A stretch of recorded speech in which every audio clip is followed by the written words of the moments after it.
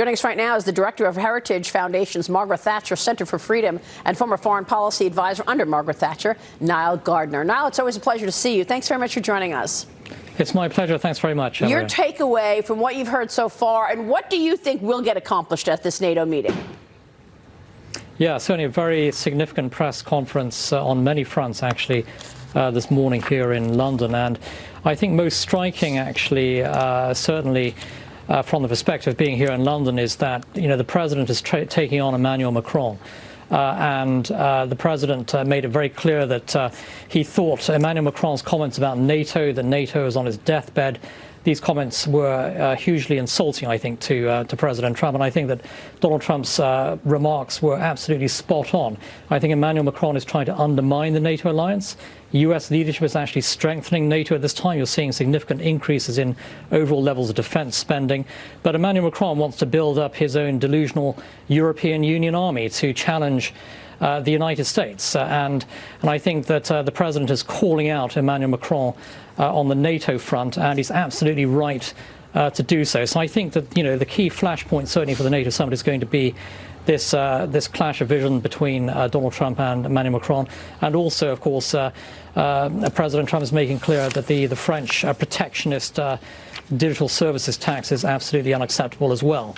And so a lot of tensions are under the surface. And also, of course, in the background, we have a UK general election on December the 12th here, the most important British election since 1979, when Margaret Thatcher became Prime Minister. And this election will decide the future of Brexit. And President Trump reiterated his strong support today for Brexit, but made it clear as well that he was not intervening at all in the UK general election. But it's very clear, of course, that I think Jeremy Corbyn, the leader of the Labour Party, if indeed he were to become Prime Minister, would make any kind of US-UK special relationship very, very difficult, actually. I think this is fascinating. I mean, just look at the pictures from a year ago with the president and Emmanuel Macron. And now, all of a sudden, Macron is trying to build up, be the de facto leader of the European Union instead of Angela Merkel and yes, fighting with the president. How do you see it?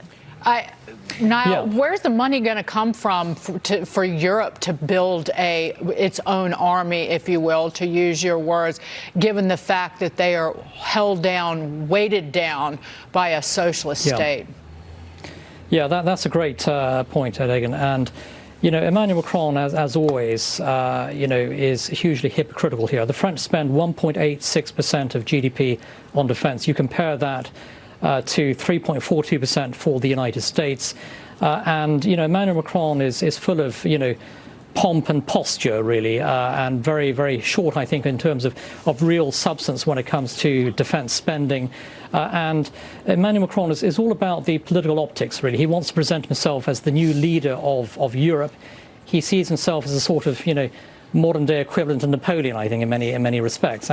But this is all built on sort of a house of sand, really. And I think that the reality is that Emmanuel Macron talks of building this grand European Union army. I think it's just a vanity project. It's also exactly what the Russians want. In fact, Vladimir Putin congratulated Macron on his recent comments, because the Russians want to see NATO split in two. They want to see NATO being undermined by an EU paper tiger. And so the Russians are welcoming everything, actually, that Macron is saying. And it's actually the US President Donald Trump who is standing up for the NATO alliance, who is projecting strong, robust leadership on the world stage. And I think it's US leadership that is keeping the alliance in place and strengthening the alliance. And Emmanuel Macron is doing everything possible, actually, to undermine NATO, and it's just simply unacceptable. Right. Niall, I believe we have Turkey at this summit as well, fresh off of its incursion into Syria. Do you see any progress on that front, and in particular, how to deal with all of these European citizens who went to fight in Syria for ISIS, and how they're going to handle those individuals? Yeah, I think the Turkish factor also significantly complicates this NATO summit. And the United States and also most European countries have been very critical, actually, of Turkey's intervention in Syria, which is seen as hugely unhelpful. And I think that, Turkey is becoming a growing problem within NATO, unfortunately, even though Turkey is an important NATO partner, but it's also a disruptive one. And I think you're going to see significant tensions at the summit over the next 2 days with regard to a clash between not only the US and Turkey, but also between Turkey and many other European countries as well. There's a lot of bad blood, I think, in Europe between European nations and Turkey, especially over Turkey's intervention. So what news in comes Syria. out? What news comes out of this summit on the Turkish front? Any development on? Yeah, I'm not sure if you're going to see any significant developments with regard to some sort of agreed position with regard to Turkey. But I have to say this, though. Turkey is moving down a very, very dangerous path. They're moving much closer towards Moscow. They're buying a lot of Russian defense equipment. And I think that, Turkey really is undermining the NATO alliance at the moment. That's very, very unfortunate. Nile, with you mentioned the political optics right now with all the pushing and jostling going on between Macron and Trump.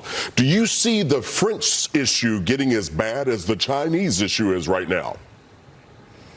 Yeah, that's a very, very important question. And I think that, it's very significant to acknowledge here that the European Union and the French in particular are very protectionist. They're not free traders, actually, and they often claim to be free traders. But the reality is that Emmanuel Macron is a protectionist, and he is unfairly targeting U.S. Companies through this digital services tax. And I think that's going to significantly further complicate transatlantic trading relations. And I think it's a very dangerous move by Emmanuel Macron. I think the French are going to be the losers from this confrontation.